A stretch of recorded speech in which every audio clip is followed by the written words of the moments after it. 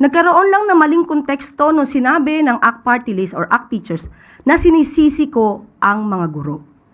Wala po akong sinabi na sila ang may kasalanan. Pero sinabi mo dito na guro pa mismo ang nagtuturo ng kawalan ng modo sa isang estudyante. Ito na mga kabayan, sa mga guro dyan, professor, instructor, teacher, di ba?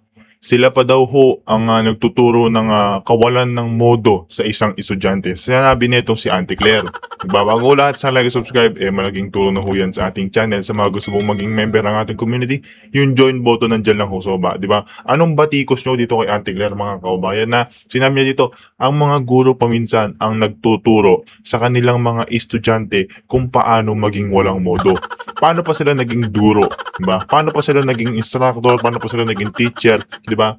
Dumadaan yan sa mga subject na hinahawakan nila. Dumadaan yan sa kumbaga mga kabayan, common sense na to eh, di ba? Guro, tapos tuturuan mo yung mga estudyante mo na maging bastos, di ba? Maging palamura, tama ba? Di ba? Ikaw mga kabayan, kung ikaw ay magiging isang guro, instructor, professor, o kahit ano man, basta teacher, di ba? Tuturuan mo ba yung estudyante mo na magmura? Tuturuan mo ba yung estudyante mo na pag inaway ka, suntukin mo agad? Tuturuan mo ba yung estudyante mo na mag-mass shooting dyan sa paaralan? Tuturuan mo ba yung estudyante mo na magplano ng mass shooting dyan sa paaralan? Mga kababayan, kung dati ang sinisisi nito si Auntie Claire o ito si John B. Cremulya, ang larong ang tawag dito, ano kasing laro na yon? Ano kasing laro na yon? Roblox ba ata? Nakalimutan ko anong laro yun mga kababayan. Basta may sinisisi silang laro, di ba? Tapos ngayon mga kababayan, ito naman si Auntie Claire, sisisihin ang mga guro o mga teacher dyan. Ano yung rebat niya dito kay Auntie Claire? Tama ba na sisihin ang mga guro dito sa mass shooting na naganap dito sa Zamboanga? Di ba? Dati mga kababayan ang sisisihin online game. Ngayon mga guro naman. Diba? Tama ba yon? Diba mga kaubayan, itong talaga si Auntie Claire na to, dapat mabigyan ng leksyon to eh. Kaso sa 2028 pa. Kaya mga kababayan, sabihin dito kay Auntie Claire, pag nakita nyo lang pag nagkabanggaan kayo sa kalye, sabihin nyo walang taguan sa 2028 ha. Mga kababayan, dito naman tayo dito kaya Atty. Michael Poa. Wait lang. Ulitin natin yan. Wala pa namang cross, no? So he was just there to object when necessary dun sa nagiging direct examination. I think today, I think we can all agree, medyo smooth naman yung naganap na direct examination so far. We'll just have to wait kung tomorrow how long it will be, kung mabibigyan kami ng opportunity magkaroon ng cross-examination tomorrow, or kung hindi naman, ay meron pa naman tayong Wednesday. Attorney, before the starting trial, nakita ko na nagyakapan si Attorney Ferrer and si Attorney Capunan, and kayo rin, nakita natin iba yung nasa formal trial kesa yung bagong trial. Oo, kasi hindi naman talaga naiiwasan na not just in the impeachment proceedings but even in regular court proceedings na nagkakaroon minsan ng syempre arguments because we're advocating for a client and the prosecution is also advocating for their side. So, hindi naman po talagang naiiwasan na minsan nagkakaroon ng tension. O actually, I wouldn't even say tension. I would just say nagkakaroon ng disagreements pagdating sa trial proper. Pero paglabas naman po natin sa courtroom, very cordial naman po kami. At talagang trabaho lang yung ginagawa namin. Attorney, doon naman po reaction lang sa paggamit po ng prosecution ng mga AI-generated or simulations po ng money. Ano po ang thoughts doon ng Opo, of course we had to object to that because we had to ask at least for the proper basis kung bakit AI yung ginagamit. But ninote naman po ng ating presiding officer, kagalang-galang na presiding Mga kabayan, bago tayo tumuloy dito ulit kaya Atty. Michael Poa, ito na, may sumagot na isang guro. Isang guro na isa sa mga parang content creator to na guro, mga kabayan. Ito, papakita ko. Yan. Sabi niya itong isang ating magigiting na guro, hindi kami tatahimik. Kasi ho mga kabayan, ito nga sinabi dito ni Auntie Claire, iba ho talaga ang epekto sa mga guro, di ba? Parang sinisira niya ang reputasyon ng mga guro. Bakit? Kasi sasabihin niya na tinuturuan Di ba? Tinuturuan ng mga guro na maging walang modo ang isang estudyante. Dumaan ako ng elementary hanggang high school hanggang ngayon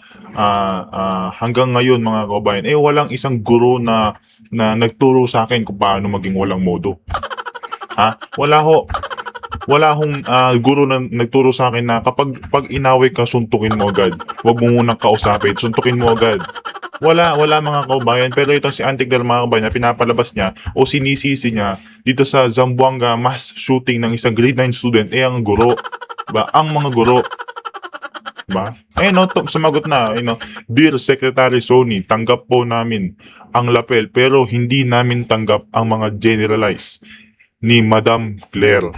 Oh.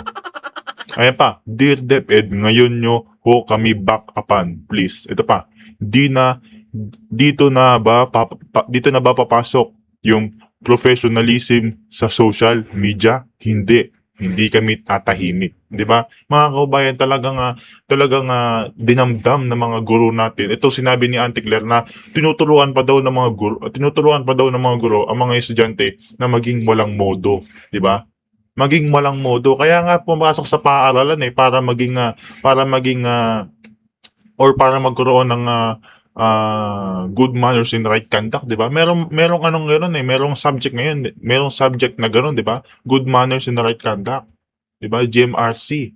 Pero mga kabayan, sinasabi na si Auntie Claire na ginawa pa yung ESP, ginawa pa yung CLE na subject, ginawa pa yung good manners and right conduct kung hindi naman pala i-apply. 'Di ba? Kaya nga may guro na para diyan sa subject na 'yan para turuan yung mga estudyante na maging isang mabuting tao, hindi maging isang walang modo na sinasabi niya to si Auntie Claire. Ayan, no? Oh. Ayan, oh. Kung paano maging walang modo. 'Di ba? Kaya mga kabayan, i-comment niyo dyan sa ibaba kung anong batikos niyo kung ano ang rebat niyo dito kay Auntie Claire. Kasi ako mga kababayan, ang rebat ko dito kay Auntie Claire napakasinungaling. Diba?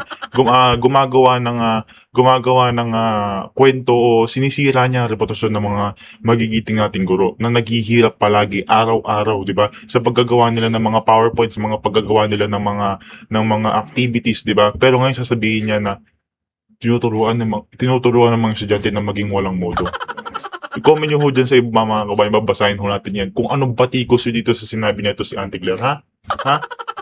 Tuloy tayo dito kay Atty. Michael Pacua. Officer yung aming objections at kumbaga pinagpatuloy pa rin naman yung pagtatanong.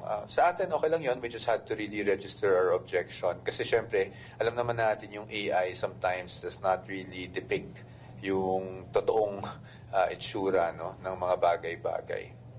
Pero unnecessary po ba dapat or yung paggamit nila ng Well, I would like to at least try to understand the side of the prosecution kasi syempre siguro they just wanted to show some graphics to give a picture kung ano ba yung punto na gusto nilang ipasok dun sa kanilang pagtatanong. So perhaps that's the reason why they used yung ganung AI. Diba? But again, pero mga kabayan, hindi ako sang-ayon doon sa AI na pinakita nito si Atty. Ligutan. Wala daw ho silang 125 million kaya gumamit sila ng artificial intelligence para ipakita doon kaya witness sa Gina Acosta, Ma'am Gina Acosta, di ba? Wala daw pero yung mga awon nila nagnanakaw ng mga mali-malitang pera. Diba? Ba't hindi mo na sila manghingi? Hindi mo na sila manghiram? Kasi daw wala silang 125 million mga kabayan. Diyan sa House of Representatives, diyan sa prosecution team. Pero mga kabayan, sa last upload natin dito sa PH News Talk, tila bagang ayaw nilang isa lang sa pre-plenary ang mga budget na pumapasok diyan sa House of Representatives. 'Di ba? Kasi bakit? Kasi may nangyayaring nakawan diyan sa budget ng House of Representatives. 30 billion biglang na parang naubos sa isang pitik. 'Di ba? Kaya ito mamaya mga kabayan, itong si Congressman Toby Chanco papakinggan natin kung ano ang statement niya diyan sa naging balagbagan nila nitong si Representative Swansing, ha? Dito muna tayo. all we had to do was Tsaka mga kabayan, pwede silang humiram. Di ba? Bakit? Nagnanakaw yung mga, itong si Romualdez, Marcos Jr., Zaldico, pwede sila manghiram doon. Mali-malita naman yung mga pera na yun eh. Diba? Para gawing props dito sa sinasabi nilang fishing expedition ay impeachment trial pala. Object to that. No? All we could do was object to that kasi nga baka hindi accurate. No? And usually, hindi nagiging accurate talaga pag AI sa ngayon. But nakikita naman natin yung punto ng prosecution kaya nila ginawa yun. No? They wanted to give everyone, maybe not just people in court, but even the public kung ano yung puntong gusto nilang marating.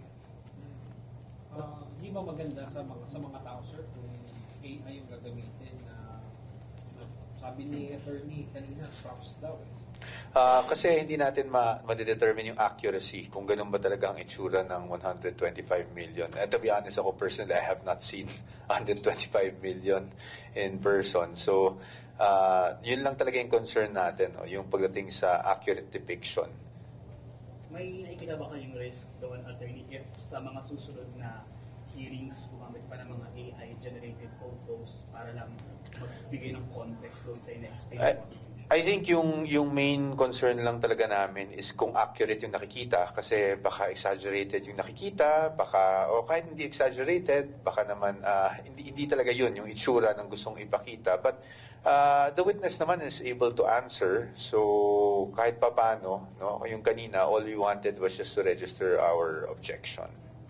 At are considering po na mag-submit ng motion or manifestation na ipagbawal na lang? No, I think we haven't really spoken about it after this, no. So I don't want to foreclose any possibility. But sa ngayon naman, na-note naman yung continuing objection namin doon. I think that's enough for now. Attorney, without going into the merits, dun sa direct examination kanina kay Acosta, mayroon bang bago dun sa mga sabi na niya sa Congress? Well, sa akin, maaga pa kasi. I think may ilang points lang na discuss today. So today it was a lot of confirmation of what she already stated in the House. So baka yun yung nagiging sentiment nyo na wala namang bago. Pero tingnan muna natin kung saan patungo to. Ayoko ring mag-conclude ng anything at this point dahil unang araw pa lang ngayon, actually unang salang pa lang ng direct examination at alam naman natin magpapatuloy pa tomorrow. I have no idea and I don't want to speculate kung ano pa yung mga ibang itatanong ng prosecution. So ngayon, di muna ako magbigay ng categorical statement on that. I think itayin muna natin matapos yung direct examination. Sir, fatal po ba to the case? Or at least, is it alarming for the defense that, the witness testified na si VP Sara daw po yung natutos na ibigay kay Chica yung mga... That will go into the merits, but so I will not discuss that. But sa amin, siguro, all I can say is we anticipated all of this. Yung decision lang ng court not to immediately tackle the pending motion last week, your thoughts on that? I don't know what the reason is kasi, Ms. Kat, kung ano yung naging rason behind not tackling it today. But I'm sure we're still expecting to tackle that at some point. At then whatever naman the court decides, the defense will just submit and comply. Does the defense intend to raise a formal motion to cite any member of the prosecution in contempt? There's no such thing at this time. Okay? I'm sure you guys also want to wrap things up para malakas daw yung ulan. So hopefully, kung tomorrow ay matutuloy yung session natin, we'll see all of you tomorrow and we'll make sure we also have another press con after. Sir, very last. Sige lang, Reaction sige lang. po dun sa kanina manifestation ni Senator Judge Tulfo regarding po sa paggamit o hindi paggamit, sa confusion po sa language ni witness Acosta. Oo. Well, naiintindihan ko naman si Senator Judge Tulfo, of course, doon. Kasi nagiging, medyo matagal kasi, yung exchange kanina. Kahit naman, I think tayong mga hindi nakakaintindi ng Bisaya, nahihirapan din tayo to follow. But, the witness is more comfortable daw with Bisaya. I am not sure, but I remember kasi I was also in the committee hearing sa House. I think during that time, she also wanted to speak in Bisaya but was requested to speak in Filipino or English. So consistent naman yung witness as far as I remember. But The presiding officer has already asked also the witness to try to speak in Filipino and English, and that's why I think nagko-comply naman yung witness. But we'll try to address that in cross if ever, no, yung issue na yan. Sorry, given that predicament, do you intend to like change your lawyer for cross? No, Someone no. who is more fluent perhaps in her language? Bisaya? Yes. No, not really. Kasi kanina nagsabi na rin yung ating kagalang-galang na presiding officer na kung pwede try to do it in English and Filipino. No? And if there are just instances na kailangan magbisaya ng witness because she's more comfortable, edi doon na lang siguro tayo magkakaroon ng konting lull for the translation. But at this point, we do not think that there's a need to change the counsel on deck. Okay, sige. Recently po, kanina na-confirm po na nag-file ng perjury complaint si VP Sara versus Ramil Madriaga. Yes. Does it have any, at this point, sa part ng defense, parang epekto or other people who might be saying na it is to like weaken the statement of Madriaga against the Vice President, and kanina nakita po natin na yung, as per the prosecution, parang nagmamatch daw yung for duffel bags and for travel bags na pinagamitan daw po ng confidential funds. Sa atin, pagdating sa atin, we don't see any major impact on the impeachment trial. Meaning, ang ibig sabihin nun, if they are to present Mr. Madriaga, we will still have to cross-examine in accordance with our plan. No? Yung, as I understand it, the perjury complaint is just a second complaint. No? Kasi may nauna ng perjury laban sa kanyang ating Vice Presidente. And the second perjury complaint is in relation to the supplemental affidavit. Kasi kung naalala nyo sa House, yung unang perjury complaint kasi dun sa affidavit niya, bago pa nagkaroon ng proceedings sa Committee on Justice, di ba? And then nung siya ay nag-appear before the Committee on Justice, maliban dun sa unang affidavit, nagkaroon pa ng second affidavit. So I think yun yung pinanggagalingan kung bakit kinakailangan mag-file ng second perjury complaint. Now sa atin naman, yan naman ay nakahain pa lang sa piskal. No? So for evaluation pa yan, for preliminary investigation pa yan.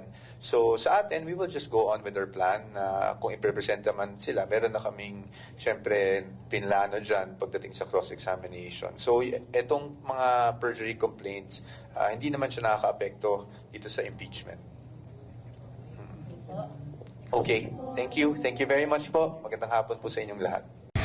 Alright mga kabayan, lipat tayo dito kaya dito sa sinasabi natin na statement nito si Congressman Toby Chanco dito sa rebatan nilang dalawa ni Representative Swansing doon sa sinasabi nga parang tilbagang ayaw nilang bigyan ng pansin yung mga pumapasok na budget dyan sa House of Representatives. Kasi mga kabayan, gusto ko nga maging transparent nitong si Congressman Toby Chanco na okay lang, goods lang yung ginawa ni Congressman Toby Chanco doon na sabihin na isa lang sa pre-plenary ang mga pumapasok na budget dyan sa House of Representatives. Pero mga kabayan, parang ayaw nila. Parang waste of time lang daw ho kung pag-uusapan pa. Bakit? Kasi ayaw ho talaga nila dahil, di ba nga, baka mamaya bumubulsa sila.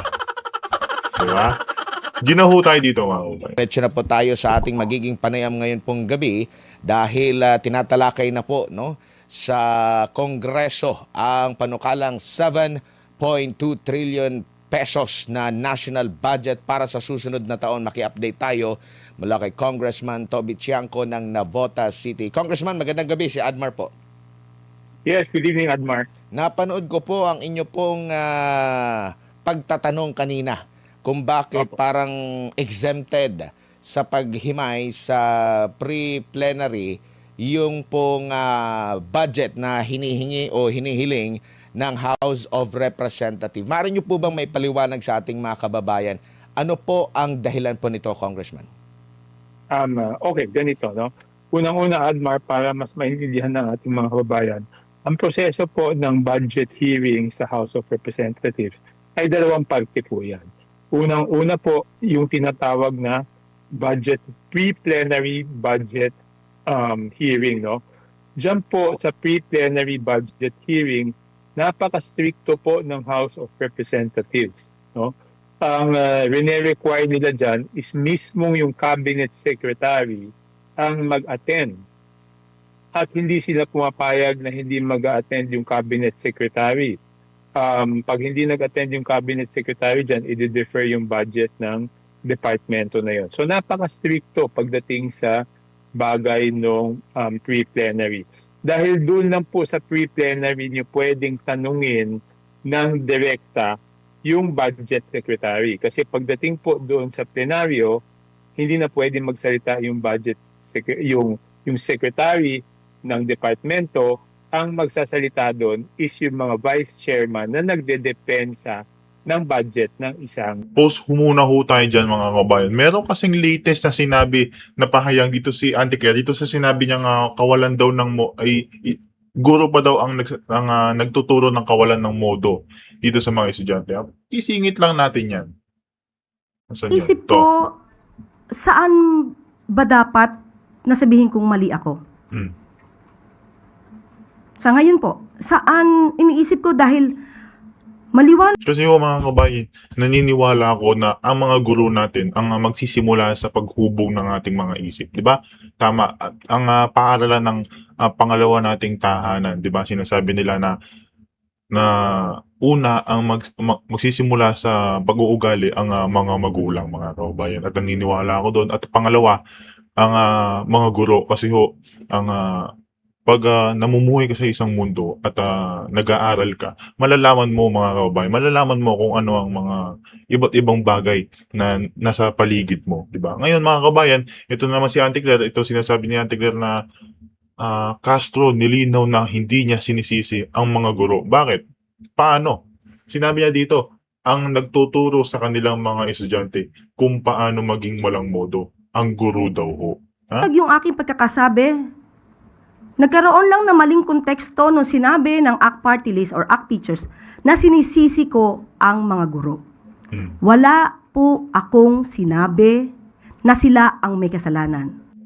Tsaka mo sinabi dito na ang nagtuturo sa kanilang mga estudyante na kung paano maging walang modo ang mga guro. Ha? Kahit ulit-ulitin po nila yung ating sinabi, yan po ay pagpapaalala lamang. Oo nga, kahit nga ulit-ulitin mo, ayun sinabi mo, ang mga guro paminsan ang nagtuturo sa kanilang mga estudyante kung paano maging walang modo. Kahit ulit-ulitin nila yan, wala kami makikita na sinisisi mo sila. Pero parang ganun. Parang ganun na ang pinapadeliver mo sa mga guro at sa mga estudyante. 'Di ba? Hindi mo naman sinabi na dahil sa mga guro kung bakit nangyayari itong mga gantong sitwasyon. Hindi mo sinabi yun. Pero mga kababayan, ayun naman sabi niyo, ang mga guro pa minsan nagtuturo sa kanilang mga estudyante kung paano maging walang modo, di ba? Sinabi niya na ang guro pa mismo nagtuturo ng kawalan ng modo ng isang estudyante. Hindi niya nga sinisisi pero pinapabatid niya. Gets? Di ba? Na sila po ay mga iginagalang na guro na maghuhubog ng Naghugas kamay.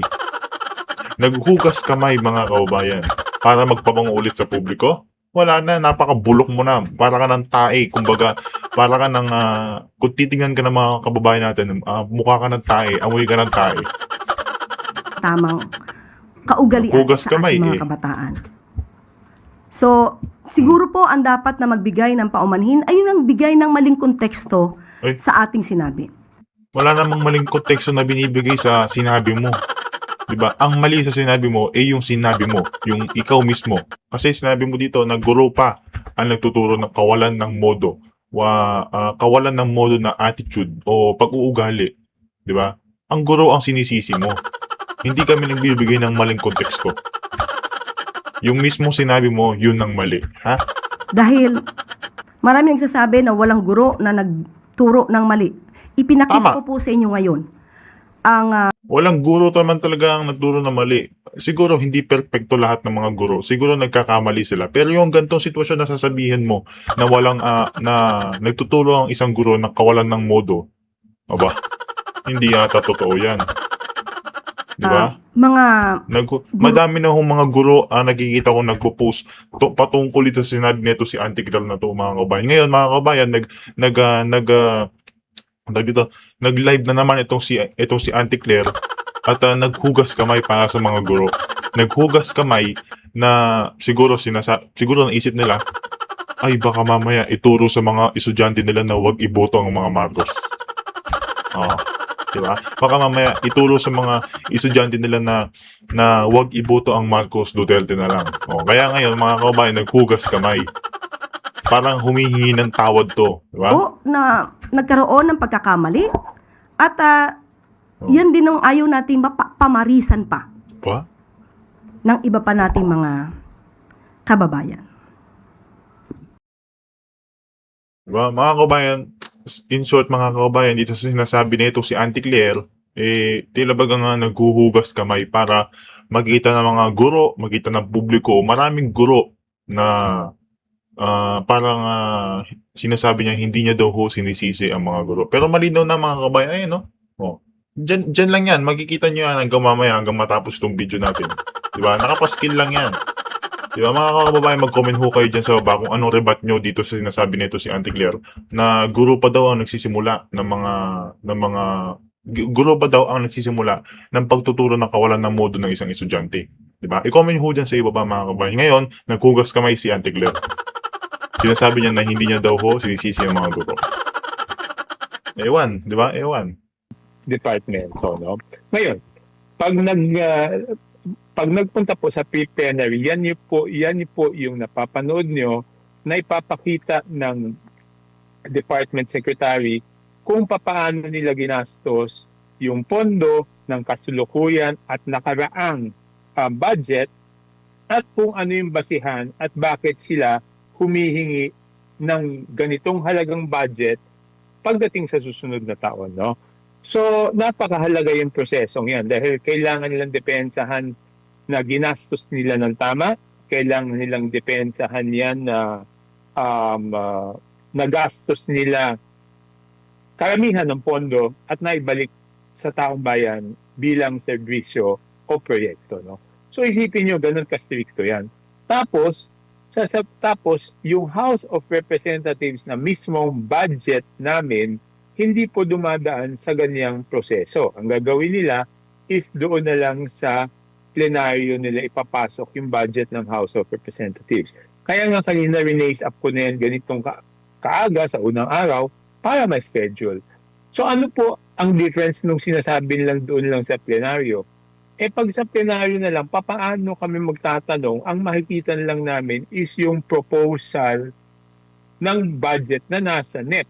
Hindi namin matatanong paano nyo ba ginastos yung nakaraang budget. Hindi namin matatanong bakit ganito ang hinihingi yung budget. No?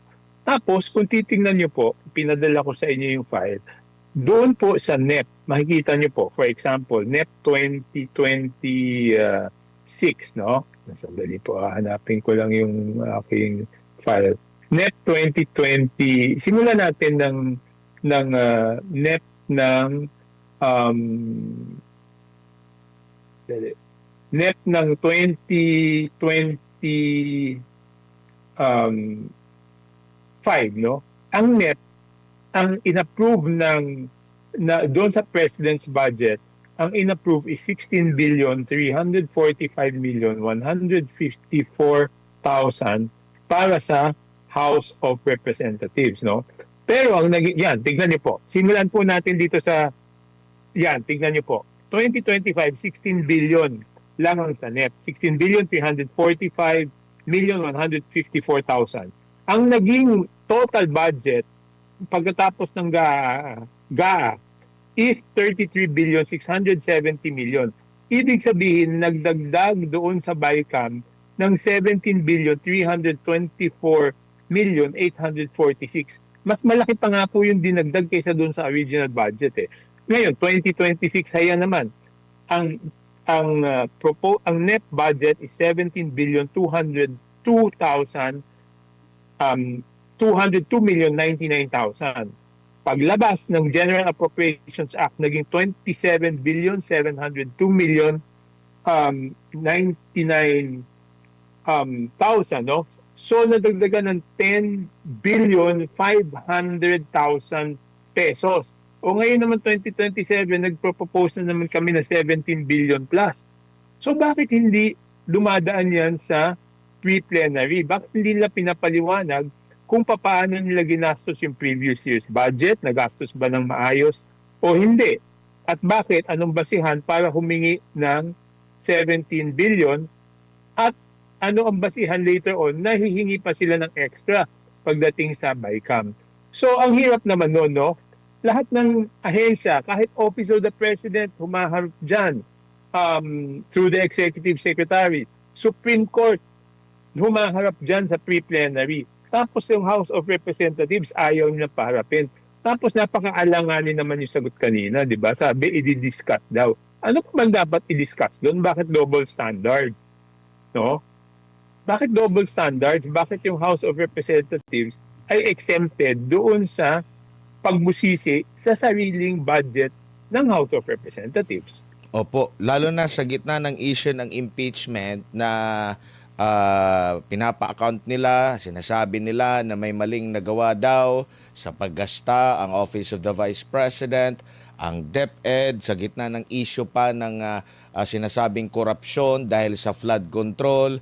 Nandun pa ulit yung pagbuhay ulit sa issue na panawagan na dapat maging pantay, na yung liquidation, hindi lang po certification, dapat mas maging role model ang Kamara o ang Kongreso po dito sa pagiging transparency, Congressman. Tama po ba? Yun ang akin naman tinutulak eh. 'Di ba? If we want transparency from all departments, dapat kami ang maging halimbawa. Kasi yung budget nang gagaling sa amin eh. Kaming nagbubusisi ng budget ng lahat ng departamento. Tapos yung budget namin mismo, ayaw nilang ipabusisi. 'Di ba? Parang lokohan naman yata yun, 'di ba? Nasaan yung accountability doon kung mismong yung budget namin ayaw nilang ipabusisi, 'di ba?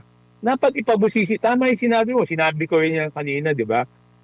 House lang ang merong liquidation by certification. Tapos ayaw pa nilang paalam kung paano ginastos yung pondo doon. Yun lang naman yung akin 'di ba? Bakit exempted yung House of Representatives sa kalakaran? Tapos sabi nila, ang sagot sa akin kanina ni Chairperson Mika Swansea, meron din daw ibang maliliit na departments na hindi dumadaan sa pre-plenary. At pwede naman daw na yung House of Representatives budget hindi dumaan sa pre-plenary. Kung gano'n naman pala, pwede. Bakit yung iba pinapadaan namin sa pre-plenary tapos kami hindi? So, ibig ko na sabihin, dapat pare-pareho ang standards pagdating sa budget. Dahil lahat naman yan ay pera ng taong bayan, whether ginastos ng executive branch, whether ginastos ng House of Representatives, maging transparent tayo sa ating mga kababayan. Yun lang yung akin dito. Opo. Lalo na sa mga pagtatalakay po dito sa impeachment, Congressman. Kasi laging nabubusisi na yung plano, bakit hindi ito nasama sa plano, di ba ganito yung plano ninyo, bakit iba sa implementation. Like kagaya po nito, sa NEP na inaprubahan na ganito lang halaga. Tapos biglang tumataas na hindi namamalayan natin. So ano pa ang silbi na mag-approve pa ang presidente, ang ehekutibo na ganito lang ang budget mo, na at the end naman, bigla namang tataas. Hindi po ba sapat na ang panahon para mapag-usapan talaga na ganito na lang ang budget at mabubulaga ka na lang na hindi na deliberate na bigla na lang sipa po ang approve budget, Congressman? Tama po yan, Admar. Diba, ang number one step is, lahat ng departmento to pag manood kayo ng budget, ipapaliwanag muna nila paano nila ginastos yung budget nung nakaraang taon, paano nila ginagastos yung budget ng kasalukuyang taon, ano yung mga programa at serbisyo na gagawin nila, kaya kailangan nila ng ganitong budget sa susunod na panahon. So ganun din dapat ang sa House of Representatives. Paano nyo ginastos yung budget ng 2025? Ano ang status ng paggastos ng 2026? Ano ang mga plano at programa na gagawin kaya't kailangan nyo nitong budget na ito? 'Di ba? Para pagdating naman sa susunod na taon, tatanong natin, nasunod nyo ba yung mga plano at programa nyo para sa House of Representatives, 'di ba? So, hindi ko maintindihan ayaw, 'di ba, bakit pa kailangan pag-usapan sa leadership 'yon kung papayag o hindi? Ang hinihingi lang naman natin is transparency, ipakita, no? So bakit kailangan hindi naman kailangan mahirap na desisyon yun, di ba? Opo. Ang nakikita namin minsan pag nagde-deliberate po ng budget, tinatanong, tama po kayo, tinatanong, paano nyo ginasta yung utilization ninyo? Bakit kayo hihingi ng mas malaki, mabaga ngayong utilization ninyo? Minsan nga, napapagalitan ng mga congressman na nagde-deliberate ang mga ahensya, ang mga opisyal.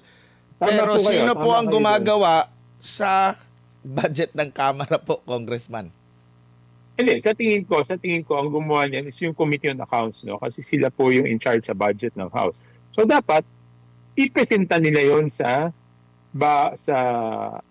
budget briefing at ipaliwanag nila. Hindi pa pwedeng exempted sa prosesong yun. Hindi naman po pwedeng porket pinayagan niya na napakatagal na panahon, ituloy pa rin sa kasalukuyang panahon, di ba? Lalong-lalo na nakita niyo naman na sa tingin ko, dismayado yung mga kababayan natin dahil may mga lugar na binabaha. So, hindi lang yung flood control naman ang dapat tignan kung paano paggastos. Dapat talaga yung kabuuan ng pera ng gobyerno ang tignan kung paano ginagastos. Opo. Gaano po kadelikado, Congressman, kung masasanay na ganito po ang magiging kalakaran? Nabanggit nyo pa din pala kanina na parang mas mataas pa ba or halos magkasing laki lang ng budget ng DOST ang sa House of Opo, Representatives? ito po, nasa akin. Ang budget po ng DOST tignan nyo to ha, ang net ng DOST is 30 billion 9,056,000. Yan ang net niya ha. Ang net ng House of Representatives is 17 billion 202 million 99,000. Makita niyo yan. Ang GAA ng DOST is 31 billion 743 million 918. Ibig sabihin, nadagdagan sila ng 1 billion plus lang. Yung House of Representatives, yung 17 billion, naging 27 billion. So, ibig sabihin, nadagdagan kami ng 10 billion. Opo. So, Sa last year po yan, diba? sa last year po yan or ngayong 2026 po. 2026. Opo. Opo. So, paano nangyari yun? Di ba? Amazing. Opo. Yung kasi meron pang nag-point of order kanina, so out of order po kayo kanina, Congressman, sa tingin nila. Hindi naman. Hindi kasi sabi ko sa kanila, sige nga, mag-rule kayo. Ang ginawa nila, instead na mag-rule kung out of order ako, nag-withdraw ng motion si Deputy Speaker Tony Pet Albano. Sabi ko nga sa kanya, wag niyo ipa-withdraw. Ipa-rule natin yung chair kasi paano naman magiging out of order yung tanong ko na tungkol sa paglagay ng pagiging transparent doon sa budget. So instead na mag-rule, sila mismo pinakiusapan nila na i-withdraw na lang ni Deputy Speaker Tony Pet Albano yung kanyang motion na mag-point of order. Kasi sabi ko, pag nag-point of order, dapat mag-decide yung chair kung out of order ako at dapat sabihin niya kung anong rule ang binayolate ko. Siguradong walang masasabing rule na binayolate ko doon. Ano naman rules ang binayolate ko doon? Opo. Laman po ng social media ang mga puna ng taong bayan po sa mga pangyayari ngayon sa ating bansa, lalo na sa issue ng mga pagbaha at naiisip agad nila yung flood control at naiisip agad nila yung tawag nito, ang corruption po, Congressman. Tapos mababasa nila na ganito yung budget natin for 2027. Alam mo naman, kahit na isang numero lang na mapalit dyan, halimbawa, last or this year, 6.7, biglang sipa sa 7.2 trillion, hindi mo maiwasan yung agam-agam dyan. Ano po ang assurance sa side po ninyo na mapapanumbalik kasi aminin natin questionable talaga no yung alam mo na yung tiwala ng taong bayan dahil nga sa mga pangyayari po ngayon sa atin pong gobyerno, sa mga mambabatas na nangangalaga, nagbabudget po sa pera ng taong bayan. Paano matitiyak lalo na ang a year before ng eleksyon, tinagurian ding election budget po, Congressman. Ano po masasabi niyo rito? Paano po matitiyak yung Opo. ano po? Yung kumpiyansa na tama ang paggastos nito at hindi na mauulit yung na-question sa Korte Suprema na mga budget po ng atin pong bansa sa nakalipas na mga taon po, Congressman. Okay, yung tiwala, dalawang bagay ang kailangan para maibalik yung tiwala, no? Number one, kapag hindi po na kasuhan ng plunder si former Speaker Martin Romualdez, hindi talaga babalik yung tiwala ng tao. Tanggapin natin yan. Number two, dito sa budget process, dapat talaga full transparency, di ba? Kasi yung accountability comes with transparency. Kaya di ba yung nasusunod na tanong ko naman is yung doon sa DPWH budget. Sabi ko, yung DPWH budget, 772 pages yan. Di ba? Kami, mga district congressman kami, di ba? So, ang sabi ko, simplihan nila yung budget. Kaya naman lang gawin yan. Madali sa kanilang gawin. Mahirap sa ordinaryong tao na gawin. Sabi ko, gawin nila magkano yung budget per district at ano-ano yung mga proyekto. Ang sagot nila, yung mga proyekto na handun daw sa NEP. Totoo na handun sa NEP yung proyekto. Kaya lang minsan ang isang engineering district, dalawang district congressman. So papaano mo malalaman kung alin yung sa distrito mo? Number one po yan. Number two, yung NEP, though nakahiwalay yan, naka-line item, makikita nyo yan, tignan nyo, paano nyo anuhin yan. Unang-una, bawat subtitle, ibang total yan. Kunya, preventive maintenance of primary road, preventive maintenance of secondary road, preventive maintenance of tertiary road, rehabilitation, reconstruction, tapos iba pa yung flood control. Ang dami-daming classification yan. So mahihilo maghahanap niyan. Ang sinasabi ko, simplihan, i-post sa website ng Kongreso, bawat isang congressional district, magkano ang naging NEP at ano-ano yung proyekto na pumasok sa NEP. Number one. Number two, ang sabi ko, yung mga party list, dahil wala naman silang distrito, saan distrito nilagay yung mga proposed projects nila? Wala iniikot-ikot yung sagot. Isang taon ko na yung sinabi nung palang magbotohan ng 2025 budget, sinabi ko na yan na dapat simplihan. O ngayon, inulit ko ulit, wala pa rin. Ayaw pa rin. Sinasabi na handun. Hindi naman tayo nagtatalo kung nahandoon sa NEP o wala Ang pinagtatalunan natin, maintindihan pa ng kababayan ko sa nabotas, pag hinanap niya doon sa NEP, yung mga proyekto na pasok sa NEP. Okay? Anong masama doon? Wala namang masama doon sa hinihingi ko. Pero Opo.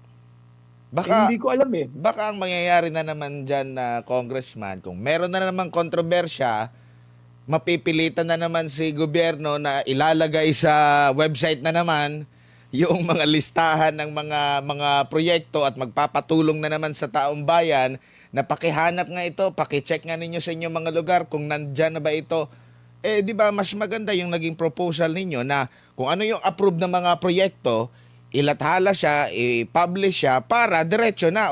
Di ba sabi dito na merong gagawin na flood control? Asa na ngayon? Mas madali po yung accountability at mas mararamdaman ng taong bayan yung transparency, Congressman. Kasi transparency dapat padaliin di ba? Padali. Yan, pinadala ko yung 772 pages yan. Tiga saan ka, Admar? Hanapin mo nga yung proyekto dyan sa lugar mo kung hindi ka mahilong paghahanapin yan. Oo, ang problema pa dyan, hindi malaman ng ordinaryong tao, lalo na mga first time, pag titingin ka sa file, Congressman, ano ba ito? Paano ba ito basahin? Di ba? Mahirap talaga So, ang gusto ko simple lang. Okay, kunyari, lahat ng distrito, ito yung mga district congressman, ito yung total na budget sa distrito nyo. Ito naman yung mga proyekto sa distrito nyo. O di ba simpleng-simple lang? Kaysa yung papabasa mo kahit hindi naman yung may kinalaman siya, gusto mong pabasa sa kanila at sila maghanap ng proyekto para sa distrito nila. Paano naman yun? Di parang pinapahirapan lang natin yung hindi sincero yung sinasabi nating transparency kasi nahandyan nga pero mahirapan yung tao na hanapin kung ano yung mga proyekto sa lugar niya. Ang totoong transparency is ipapakita mo sa tao sa sa sa sa isang paraan na madaling intindihin sa kanya at hindi siya magsasayang ng oras para hanapin kung ano yung mga proyekto sa kanilang lugar. Yan po ang totoong transparency. Opo. Lipat lang po ako dito po sa mga priorities ng pagbabudget po. Meron po ba kayong puna? Meron po ba kayong suhestyon? Kasi ang napansin din natin, sa sinasabi naman ng konstitusyon na mas mataas talaga ang sa edukasyon.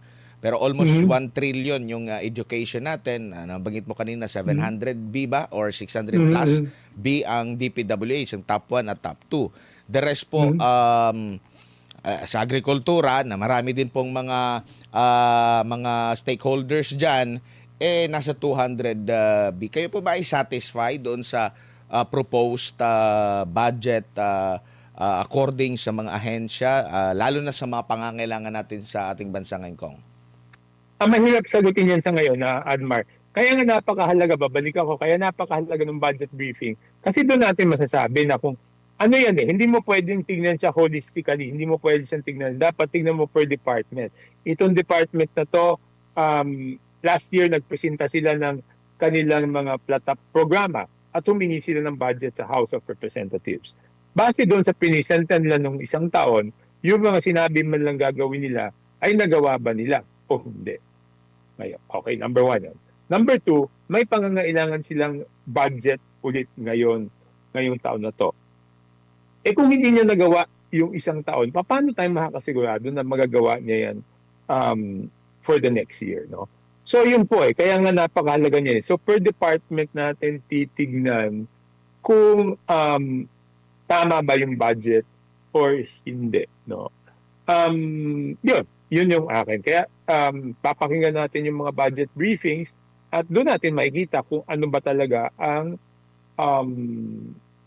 mga performance ng bawat departamento at yung mga plano ng bawat departamento sa darating na taon. Opo. Meron pong mga puna, mga na-raise up doon sa deliberasyon po ng Korte Suprema sa mga past na mga budget po, Congressman. Sa tingin nyo po, well noted ito, lalo na sa panig din ng Kongreso sa tamang paggastos na naayon sa konstitusyon, naayon sa batas po natin, or ano po masasabi niyo po? Hindi, wala pa kasing naging hatol yung Korte Suprema doon sa unprogrammed appropriations, no? So, hintayin natin kung ano po magiging hatol ng Korte Suprema daw, no? Pero sa akin naman, bilang mambabatas, ang sinasabi ko is, pag sinabi natin transparency, hindi pa, half transparency is not transparency, di ba? Ang transparency, ibig sabihin, 100% transparent. Yan, hindi pwedeng selective, no? Basta't may tinago ka kahit konti, hindi transparency yan. Katulad dito, dalawa pa lang po ang pinagsimulan ko, no? Yung palang budget ng House of Representatives at budget ng DPWH per district, hindi na nila mailabas. Ano naman aasahan nating transparency pag ganyan yung pinag-uusapan natin, no? Pero hindi po tayo hihinto. Yung ibang mga departments na medyo naiintindihan natin, magpa-participate po tayo kung meron tayong nakikitang hindi ayos o dapat ma-improve para mas maging maganda yung paggastos ng budget, no? So titignan po natin. Opo, numbers game din po ang issue dyan po sa Kongreso po, Congressman. Halimbawa, kayo lang ang talagang nagsusumikap na ma-erase yan, ma-implement yan. Ano pong mangyayari sa atin dyan? Kung magkakaroon ng botohan na still, kahit ikaw lang po yung mga nag-oppose dyan, pero karamihan magkakaisa na i-push through pa rin yan. Meron pa bang mga remedyo para maituwid kung may nakikita kayong mga kamalian?